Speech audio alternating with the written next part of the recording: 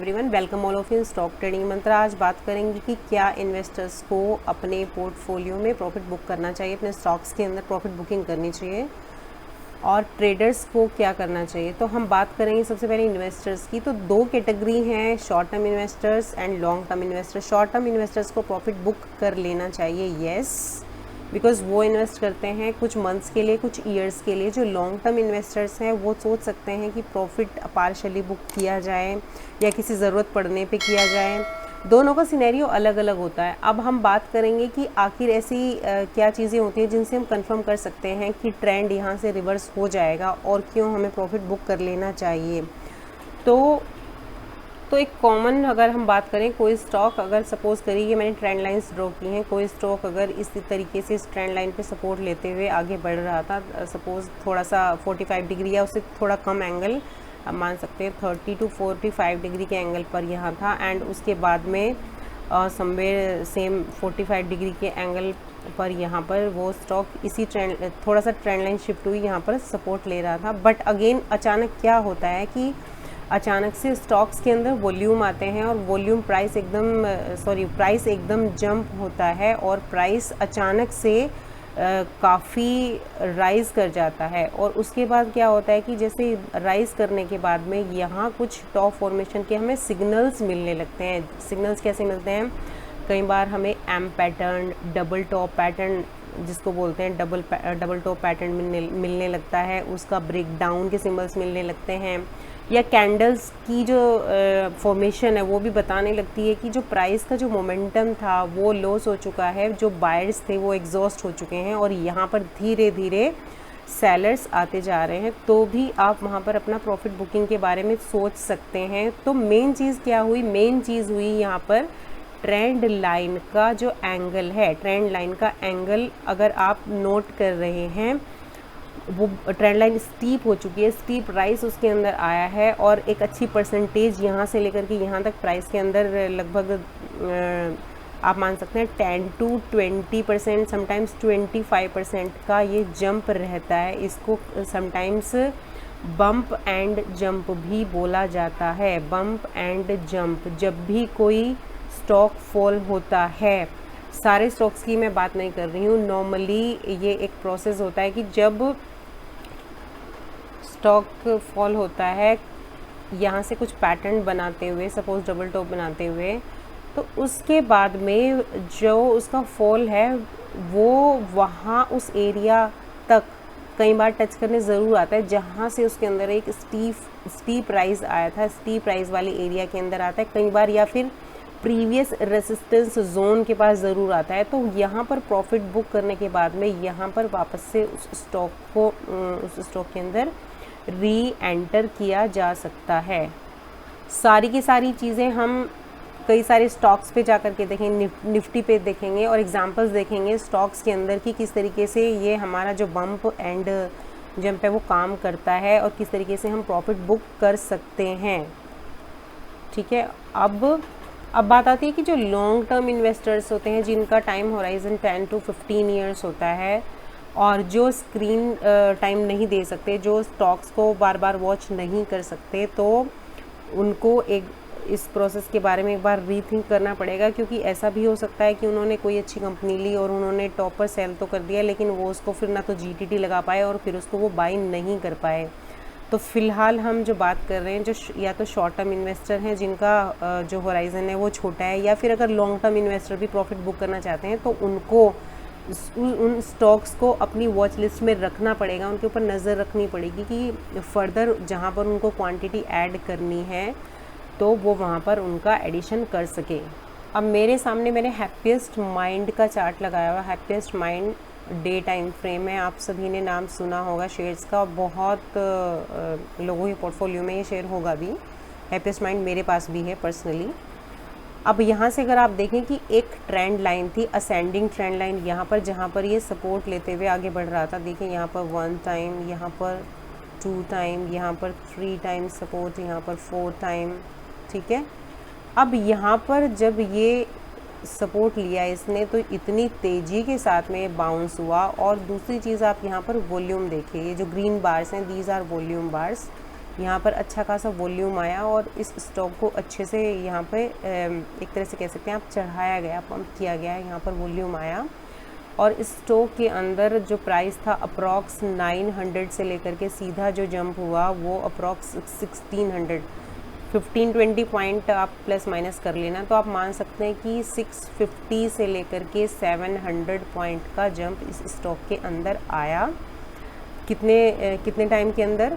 अगर आप इनको डेज़ की कैंडल देखेंगे तो 1 2 3 4 5 6 7 8 9 10 11 12 13 डेज़ के अंदर, 13 डेज़ के अंदर एक बार काउंट आप कर लीजिएगा, 13 डेज़ के अंदर इतना मूव इसने दिया। और अब आप ट्रेंड लाइन का एंगल देखिए, यहाँ पर जो ट्रेंड लाइन का एंगल था लगभग 45 डिग्री था। 45 degree is a best angle, एक अच्छा एंगल माना जाता है किसी ट्रेंड लाइन पर सपोर्ट लेकर के अगर कोई स्टॉक चल रहा है। फिर अचानक से आप यहाँ पर देखिए ट्रेंड लाइन का जो एंगल था वो स्टीप हो गया, it is greater than 45 degree. जब जो ट्रेंड लाइन का एंगल है वो स्टीप होने लगता है, राइज स्टीप होने लगता है, तो ऐसा लगता है कि जैसे जो स्टॉक है फॉल होने से पहले का एक जो रन बोला जाता है इसको, वो रन यहाँ पर शुरू हो चुका है। अब उसके बाद क्या होता है कि जब यहाँ पर देखिए शूटिंग स्टार बना है, अगर आप इसको देखेंगे फर्स्ट शूटिंग स्टार का फॉर्मेशन हुआ, तो आपको थोड़ा सा अलर्ट मोड में आ जाना है कि नाउ ऐसा हो सकता है कि यहाँ पर टॉप फॉर्मेशन होने वाला हो। उसके बाद में फिर लगातार रेड कैंडल्स बननी शुरू हुई। अब आप एक चीज़ नोट करिएगा कि जो स्ट्रेंथ प्राइस के अंदर इस मोमेंटम में थी, जब प्राइस यहाँ पे राइज किया, अब वो स्ट्रेंथ ख़त्म होती है आपको नज़र आ रही है। मतलब प्राइस ने जो है अपना मोमेंटम लॉस कर दिया है और अब रेड कैंडल बड़ी बड़ी बन रही हैं और ग्रीन कैंडल छोटी छोटी बन रही हैं। प्राइस एक डिस्ट्रीब्यूशन फेज में चला गया है। जब प्राइस एक अच्छे राइज के बाद में डिस्ट्रीब्यूशन फेज में चला जाता है तो वहाँ से फिर करेक्शन होता है, फिर करेक्शन होने के बाद में फिर वहाँ अकुमुलेशन होता है, अकुमुलेशन होने के बाद में अगेन फिर एक राइज प्राइस के अंदर आता है। अब बात आती है कि यहाँ पर हम कैसे आइडेंटिफाई करें कि the top has been form, मतलब टॉप का फॉर्मेशन हो चुका है। तो ज़रा हम ये देखते हैं कि यहाँ पे क्या क्या कैंडलस्टिक पैटर्न्स हमको मिले। यहाँ सबसे पहले शूटिंग स्टार मिला था, उसके बाद में अगर आप बात करें यहाँ से सेलर आना शुरू हुए और प्राइस को यहाँ तक लेकर के आए। उसके बाद में धीरे धीरे प्राइस ने फिर से कंसोलिडेशन किया और फिर एक एम पैटर्न का फॉर्मेशन हुआ। यहाँ शूटिंग स्टार भी है, यहाँ एम पैटर्न भी है। और अगर आप देखेंगे इसको इससे कनेक्ट करेंगे तो ये एक लॉन्गर, थोड़ा सा लॉन्गर टाइम फ्रेम पर भी डबल टॉप बन जाता है और यहाँ पर एम पैटर्न भी बन जाता है। एम पैटर्न बनने के बाद में यहाँ ओपन इक्वल टू हाई भी बनता है, ओपन इक्वल टू हाई बनता है और एम पैटर्न की नेक का ब्रेक डाउन भी हो जाता है। तो आपको देखो कितने सारे सिंबल्स मिल गए आपको, क्या क्या मिल गए। एक तो आपको मिल गया डबल टॉप मिल गया आपको, दूसरा आपको ये मिल गया आपको थोड़ा बड़े टाइम फ्रेम पे, एम पैटर्न मिल गया आपको थोड़ा सा स्मॉल टाइम फ्रेम पर, मतलब डेज़ में ही 2-3 डेज़ के अंदर ही मिल गया। 2-3 डेज़ नहीं, 1 वीक के अंदर, और ये काफ़ी सारे वीक्स के अंदर आपको एक डबल टॉप का फॉर्मेशन मिला। फिर आपका ओपन इक्वल टू हाई भी बना, फिर आपका एम पैटर्न की जो नेक थी इसका ब्रेक डाउन भी आपको मिला। प्लस एक और चीज़ आपने देखी कि जो कैंडल्स हैं, रेड कैंडल जो है अब बड़ी बड़ी बननी शुरू हो गई, ग्रीन कैंडल बहुत छोटी छोटी बन रही हैं। तो प्राइस के अंदर जो एक तेज़ी थी वो लगभग ख़त्म हो चुकी है। तो अब आप मुझे बताइए कि अगर किसी ने 950 के अंदर भी यहाँ कहीं अपनी पोजीशन बनाई थी 950 के अंदर, तो यहाँ पर अगर वो एग्जैक्ट यहाँ पर नहीं भी कर पाता, यहाँ पर 1500 के आसपास भी कोई प्रॉफिट बुक करना चाहे, या आप छोड़ दीजिए आप 1000 से लेकर के आप 1500 के बीच में भी बुक करना चाहे, या फिर 950 से लेकर के 950 पे एंट्री किया उसने और फर्दर नीचे 1400 के आसपास भी प्रॉफिट बुक करना चाहिए, तो इतना अच्छा प्रॉफिट क्यों छोड़ना चाहिए आप मुझे बताइए। कि बल्कि मेरा मानना तो है कि इन्वेस्टर्स, अगर मैं पर्सनली अपनी बात करूं तो यहाँ पर प्रॉफिट बुक करना चाहिए।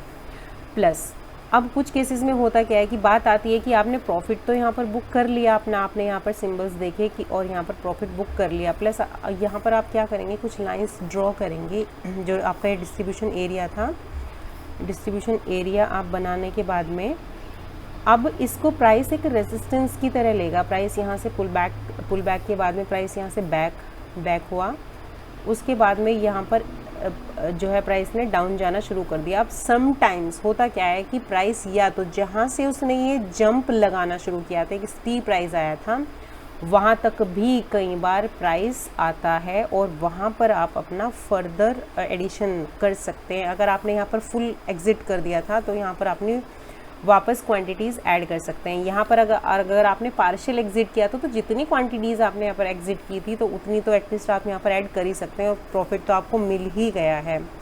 अब आप बताइए कि मान लीजिए किसी के पास में 50 क्वांटिटीज़ थी हैप्पीएस्ट माइंड की और 500 पॉइंट का जो है उसको प्रॉफिट हुआ, तो आराम से यहाँ पर 25,000 का प्रॉफिट क्यों छोड़ देना चाहिए, आप मुझे बताइए। सिर्फ 50 क्वांटिटीज़ की अगर हम बात करें तो ये प्रॉफिट बुक करते रहने चाहिए, क्योंकि हमेशा कोई भी स्टॉक जब बहुत स्टीप राइज करता है वो टॉपर बने नहीं रह सकता। तो हो सकता है कि ठीक है आपको एक बार 25 आपने बुक कर लिया तो हो सकता है कि आप थोड़ा ऊपर नीचे पोजीशंस हो जाएं आपकी, बट एटलीस्ट आपके हाथ में कुछ तो आएगा। अब हम और भी बहुत सारे स्टॉक्स के अंदर यही पोजीशन बनती हुई देखेंगे। कौन सी पोजीशन? बम्प एंड जंप की जब एक ऐसी स्टीप ट्रेंड लाइन का एंगल चेंज हुआ, फिर टॉप फॉर्मेशन हुआ, टॉप फॉर्मेशन पे रिवर्सल के साइन मिले, तो वहाँ पर पोजीशन हमें बुक कर लेनी चाहिए, अपनी क्वांटिटीज़ बुक कर लेनी चाहिए। अब ट्रेडर्स को क्या करना चाहिए? जो भी स्टॉक, जो लोग ऑप्शन ट्रेड करते हैं, ऑप्शन ट्रेडर तो यहाँ पर फ्यूचर ट्रेडिंग कर सकते हैं, फ्यूचर शॉर्ट कर सकते हैं कॉल ऑप्शन के साथ में हैज करके, या फिर ये ऑप्शन में आप जो एफएनओ के स्टॉक्स हैं, एफएनओ के स्टॉक में आप कॉल सेल कर सकते हैं। नेकेड कॉल सेल करने से बचें, ज़रूर उसके साथ में कुछ ना कुछ हैज करके चलें, चाहे वो फ्यूचर कर रहे हैं आप, चाहे वो कॉल पुट जो भी कर रहे हैं, तो हैजिंग के थ्रू ही आप पोजीशंस बनाएं। अब मेरे सामने यूपीएल का चार्ट है, आप यूपीएल के अंदर आप खुद देखिए कि यूपीएल के अंदर यहाँ पर सपोर्ट लिया इस ट्रेंड लाइन पे इसने काफ़ी टाइम तक, उसके बाद में इसने कितना, अगर हम इसका एंगल देखें यहाँ से देखिए कितना स्टीप इसके अंदर राइज आया। इसको मैं यहाँ पे ऐसे ड्रॉ कर देती हूँ, ठीक है। अब आप देखिए कि यहाँ पर लगभग 45 डिग्री का एंगल था, और ये जो एंगल है, ये जो एंगल है, this is more than 45 degree. ये जो स्टीप एंगल्स होते हैं, बल्कि ये थोड़ा सा ट्रेंड लाइन और यहाँ से आप ड्रॉ करेंगे तो और ज़्यादा ये एंगल आएगा। तो जब स्टीप हो जाता है, अब बात करेंगे कि क्या रिवर्सल के हमें सिंबल्स मिले। देखिए रिवर्सल के सिंबल भी देख लेते हैं हम। रिवर्सल के सिंबल्स यहाँ पर आप देखेंगे 1 2 3, फिर एक और है, तो 3 बड़ी बड़ी रेड कैंडल्स हमें मिली, 3 बिग रेड कैंडल्स हमें मिली, जो कि 3 ब्लैक क्रोज जिनको हम बोलते हैं सीक्वेंस में बनती हैं, तो वो एक बियरिश साइन शो करती हैं। अगर आप एक शॉर्ट टर्म इन्वेस्टर हैं तो यू शुड बी अलर्ट। अब आपको अलर्ट हो जाना है यहाँ पर, या फिर आपने एक आप ट्रेडर हैं, यहाँ पर आपने कहीं अपनी लॉन्ग पोजीशन क्रिएट की थी, या फिर इस ब्रेकआउट पे आपने अपनी लॉन्ग पोजीशन क्रिएट की थी, तो भी आपको यहाँ पर अलर्ट हो जाना है। अब आपका जो है ये एरिया शुरू हो चुका है कि नाउ ये जो रन था, फॉल से पहले का जो रन था, this run is before fall, ये कंप्लीट यहाँ पर हो चुका है। तो देखेंगे और क्या क्या सिंबल्स हमें यहाँ पर मिले। लेट मी सी, यहाँ पर भी एक एम पैटर्न बना, ठीक है। फिर एम पैटर्न बनने के बाद में ये इस पीक ने टच नहीं किया, पहला कंफर्मेशन तो लगभग यहीं पर हो जाता है। फिर एक लॉन्गर टाइम फ्रेम में देखेंगे तो एक लॉन्गर टाइम फ्रेम में यहाँ एम पैटर्न बन रहा है, तो पोजीशन आप प्रॉफिट बुक कहाँ पर कर लेंगे। देखिए अगर बनता तो यहीं पर है, अगर आप यहाँ पर भी नहीं कर पाए तो इस बड़ी रेड कैंडल को देखिए कि कितनी सेलिंग है इसके अंदर, यहाँ करेंगे। यहाँ पर भी नहीं कर पाए तो आप अपना प्रॉफिट, जब ये एम पैटर्न यहाँ पर बनना शुरू हुआ तब आप यहाँ भी कर सकते हैं। इस एरिया को इसने क्रॉस नहीं किया, अगर यहाँ भी नहीं कर पाए तो इसकी नेक का ब्रेकडाउन जब हुआ आप यहाँ भी अपना प्रॉफिट बुक कर सकते हैं। अब बात आती है कि री एंट्री के लिए, जैसा कि हमने डिस्कस किया था कि सम टाइम्स स्टॉक जहाँ से जंप शुरू हुआ था वहाँ पर आता है। तो ये जो एक एरिया था, अगर आप देखें इस एरिया को हम ड्रॉ करेंगे भी, ये जो एरिया था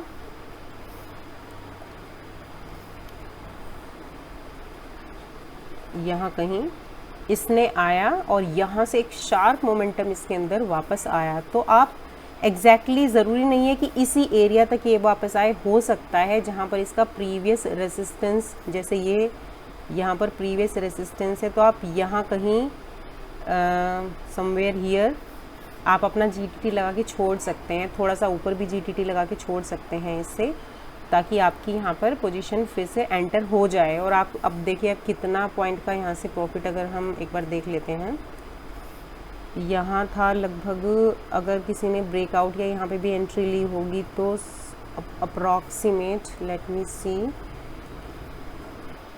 600 से 680 के बीच में अगर किसी ने पोजीशन बनाई है तो वो 800 से लेकर के 860 के बीच में अपनी पोजीशन यहाँ पर बुक कर सकता है। शॉर्ट टर्म इन्वेस्टर या फिर ट्रेडर की हम बात कर रहे हैं। लॉन्ग टर्म वालों का देखिए अपना मन है, पार्शियली प्रॉफिट वो भी बुक कर सकते हैं और फिर से क्वांटिटीज़ ऐड कर सकते हैं, लेकिन कंडीशन वही है कि उनको वॉच करना पड़ेगा, स्क्रीन टाइम देना पड़ेगा उनको, बार बार मतलब अपने जो स्टॉक्स हैं उनको देखना पड़ेगा। ये नहीं कि देखा एक बार अपना स्टॉक ले लिया और उसको ऊपर बेच दिया और उसके बाद भूल गए, तो री एंट्री के लिए भी आपको उसको वॉच करना पड़ेगा। तो यहाँ पर भी आराम से तकरीबन 150 पॉइंट का प्रॉफिट लेकर के निकला जा सकता है। शॉर्ट ट्रेडर की बात और है, वो तो यहाँ पर शॉर्ट सेल भी करेंगे, यहाँ पर भी करेंगे, यहाँ पर भी करेंगे और यहाँ पर फिर लॉन्ग पोजीशन, क्योंकि कैंडलस्टिक पैटर्न, सपोर्ट, रेजिस्टेंस, पुल बैक्स, बहुत सारी चीज़ें होती हैं जो रिवर्सल के आपको सिंबल्स देती हैं। आप जाकर स्टडी कर सकते हैं। सपोर्ट, रेजिस्टेंस, ट्रेंड लाइन और पुल बैक्स के ऊपर वीडियो मैंने डाले हुए हैं कंफर्मेशन के लिए। कॉन्फ्लुएंस कैसे बनती है एंट्रीज़ की, खाली ट्रेंड लाइन के बेसिस पे थोड़ी हम एंट्री कर लेंगे। ट्रेंड लाइन तो हमें एक सपोर्ट देती है कि एक एक्स्ट्रा पैरामीटर देती है, बाकी जब हम एंट्री करते हैं तो बहुत सारे पैरामीटर हम कंफर्म करते हैं, moving average, support, resistance, pull back, candlestick patterns, classic chart pattern, इन सब के बेसिस पर हम अपनी एंट्री कंफर्म करते हैं। खुद निफ्टी के अंदर देखते हैं कि किस तरीके की जो सिनेरियो किस तरीके का बना था। अगर मैं देखूँ डे टाइम का मैंने यहाँ पर चार्ट लगाया हुआ है और निफ्टी का जो प्रीवियस सपोर्ट लाइन था, ये सपोर्ट लाइन था और यहाँ से उसने जो है अच्छा खासा स्टीप राइज दिया। अगर यहाँ से आप एक एंगल बनाएं तो समवेयर ये 45 था और ये जो दिस वन इज़, ये यहाँ से अच्छा खासा जंप हुआ, तो ये एंगल 45 से ज़्यादा है। उसके बाद में जब कोई प्राइस बहुत तेज़ी से राइज होता है तो वो सस्टेन नहीं कर पाता। यहाँ अगेन उसने देखिए 3 ब्लैक क्रॉस बनाए और 3 इसको पैटर्न का नाम है, और यहाँ से फिर फॉल होना शुरू किया। और वैसे तो कई सारे पैटर्न बने, देखें इन्वर्टेड हेड एंड शोल्डर भी था, इन्वर्टेड हेड एंड शोल्डर का ब्रेक डाउन भी हुआ। अगर आप क्लासिक चार्ट पैटर्न आपके जो हैं सॉलिड हैं तो उसके बेसिस पर भी आप देख सकते हैं, जिसमें कि एम पैटर्न और आपका head and shoulder, inverted head and shoulder, W और pole and flag, L pattern, ये सारे के सारे पैटर्न जो है चार्ट पर के ऊपर अच्छे से काम करते हैं आपकी एंट्री एंड एग्जिट्स के लिए। तो यहाँ पे भी बहुत लोगों ने यहाँ पे शॉर्ट पोजीशन बनाई है। शॉर्ट पोजीशन में अब जिसने 18,600 के आसपास गया था, 18,600 की कॉल यहाँ पे शॉर्ट कर दी होगी। अब आप देखिए वो तो कभी प्राइस दोबारा आया नहीं, जिसने यहाँ पे फ्यूचर शॉर्ट किया होगा। तो ये सब चीज़ें एक्सपीरियंस से धीरे धीरे आती हैं। एज ए ट्रेडर को तो खैर काफ़ी सारा टाइम बैक टेस्टिंग में देना पड़ता है। तो अभी खैर हम बात कर रहे हैं इन्वेस्टर की। तो यहाँ पर अगर किसी ने जो निफ्टी के टॉप 10 स्टॉक्स हैं उनको भी आप फॉलो कर सकते हैं, निफ्टी को फॉलो करते हैं तो उनको उसके अकॉर्डिंग आप मिला करके देख सकते हैं। हिंदुस्तान यूनिलीवर का चार्ट है मेरे सामने, डे टाइम फ्रेम मैंने लगाया हुआ है। इसमें तो खैर बहुत ही फॉल हो चुका है, बट स्टिल हम अपना जो इसमें हमारा बम्प एंड जंप है वो वर्क करता है कि नहीं वो देख लेते हैं एक बार। इसकी जो प्रीवियस ट्रेंड लाइन थी, this was the previous trend line, this one, यहाँ पे सपोर्ट, यहाँ पे सपोर्ट एंड यहाँ से इसने फिर रन शुरू किया। अब इसका हम एक बार एंगल बना लेते हैं। लेट मी टेक, यहाँ से मैंने लाइन ड्रॉ की और स्टीप राइज। नाउ सी क्या हुआ, 45 डिग्री के एंगल से चल रहा था और अचानक 90 डिग्री से थोड़ा ही कम एंगल है, 45 से तो काफ़ी बड़ा एंगल है, ये ग्रेटर देन 45 डिग्री है। उसके बाद में जब इतना हाई मोमेंटम यहाँ पर हुआ, सस्टेन नहीं कर पाया। एक और चीज़ मैं आपको यहाँ पर दिखाना चाहूँगी, डबल टॉप का फॉर्मेशन तो हुआ ही, साथ साथ यहाँ पे भी आप अपना जो प्रॉफिट है वो बुक कर सकते हैं और यहाँ पर सेलिंग की पोजीशन बनाई जा सकती है। This is for trader, this is for investor. और उसके बाद तो इसमें अच्छा खासा फॉल हुआ, और देखिए ये तो वहाँ भी नहीं रुका जहाँ से इसने जंप शुरू किया था, उस एरिया को इसने फिर एज ए रेसिस्टेंस लेना शुरू कर दिया, वहाँ से पुल बैक होकर के फिर ये फर्दर डाउन ही है। अब मुझे बताइए कि अगर किसी ने यहाँ पे या यहाँ पे एंट्री लेकर के इस एरिया में प्रॉफिट बुक नहीं किया तो कितना जो 900 पॉइंट का फॉल इसके अंदर हो चुका है। आई एम नॉट सेइंग कि वापस नहीं जाएगा, बट अगर कोई पैसा आपकी जेब में आ सकता है तो उसको ले लेना चाहिए, वो प्रॉफिट ले लेना चाहिए, और वो भी टेक्निकली अगर आप कंफर्मेशन के बाद जा रहे हैं। आई एम नॉट सेइंग कि ब्लाइंडली आपने एंट्री कर ली, ब्लाइंडली आपने सेल कर लिया, आप टेक्निकल कंफर्म करके ही उसके अंदर जा रहे हैं। बॉलिंजर बैंड मैंने अगर इस पर लगाया, टाइम फ्रेम मैंने मंथली कर दिया है, तो अगर आप देखेंगे कि इसने बॉलिंजर बैंड के बाहर एक शूटिंग स्टार बनाया जो कहीं भी बॉलिंजर बैंड को टच नहीं कर रहा है, और उसके बाद देखिए इसमें लगातार 1 2 3 4 5 मंथ से फॉल ही हो रहा है ये। और ये सिचुएशन अगर कहीं बनती है, अगर वो डे टाइम फ्रेम पर बनती है तो काफ़ी दिनों तक, कुछ महीनों तक वो स्टॉक या आप कह सकते हैं 1 मंथ, तो एटलीस्ट 1 मंथ तक तो वो स्टॉक गिरता है। Not 100% it is true, but ये मेरा अपना ऑब्जर्वेशन है। और अगर वो वीकली टाइम फ्रेम पर इस तरह की सिचुएशन बनती है तो भी वो कुछ मंथ तक गिरता है, एंड अगर मंथली टाइम फ्रेम पर बनती है तो भी वो फिर कुछ मंथ तक वो स्टॉक गिरता है। आप इसको एक बार स्टडी कर सकते हैं, ये मेरा अपना ऑब्जर्वेशन है। अब इसको आप वीकली पर भी जा कर के देख सकते हैं। यहाँ से हम इसको वीकली टाइम फ्रेम चेंज कर देते हैं, लेट मी डू वीक। हाँ जी, अब वीक में बस कैंडल का कलर ग्रीन है। अगर आप इसको जूम करके देखोगे तो एक कैंडल ऐसी है जो बॉलिंजर बैंड के बाहर बनी हुई है। इसको बोलते हैं कि प्राइस ज़बरदस्ती एक तरह से चढ़ाया गया था। ये देखिए, ये कैंडल बिल्कुल बाहर बनी है, और उसके बाद स्टॉक की क्या हालत हुई है वो तो आप देख ही सकते हैं। ऐसा कई स्टॉक में आप देख सकते हैं। These all are the traps जो रिटेल इन्वेस्टर को ट्रैप करने के लिए होते हैं। कई बार लोग यहाँ पर एंट्री लेते हैं, यहाँ पर एंट्री लेते हैं, और फिर दे अफेक्ट बैडली, इतनी बुरी तरीके से प्राइस गिरता है। तो इसीलिए हर जगह एंट्री नहीं की जाती। जो लोग बाई ऑन डिप्स का गीत गाते हैं, हर जगह बाई नहीं किया जाता। कुछ ऐसे एरियाज़ होते हैं, simple moving average 20 SMA Bollinger band में अगर मंथली पर कोई स्टॉक आपको मिलता है, वीकली पर मिलता है, तो वहाँ उसे आप अकोमोलेट करें, न कि जब वो SMA से बहुत ऊपर, ये 20 SMA की मिड लाइन है, इससे बहुत ऊपर चला जाए वहाँ पर आप उसको अकोमोलेट करें। ये तो बेवकूफ़ी है। तो फिर ऐसे में तो लॉस ही फिर आप बुक करेंगे।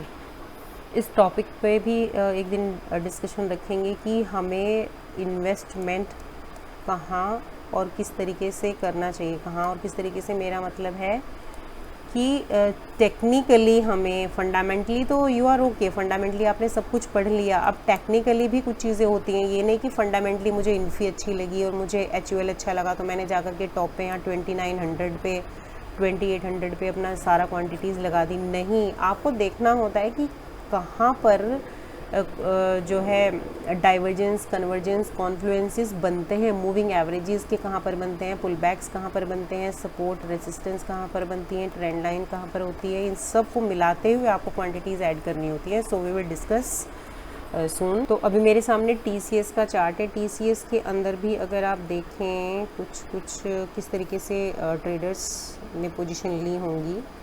यहाँ पे ये एक ट्रेंड लाइन को ये फॉलो कर रहा था। यहाँ से इसके अंदर अगर हम बात करें, ये एंगल जो था चेंज हुआ, यहाँ से एक स्टीप राइज आया, और एंगल चेंज होने के बाद में जब स्टीप राइज आया उसके बाद इसने यहाँ पर देखिए डबल टॉप का फॉर्मेशन शो हुआ। This is top 1, this is top 2, बल्कि ट्रिपल टॉप। यहाँ पे भी एक विक मुझे दिखाई दे रही है। ट्रिपल टॉप का फॉर्मेशन हुआ। ट्रिपल टॉप बनने के बाद में ये स्टॉक अच्छे से गिरा।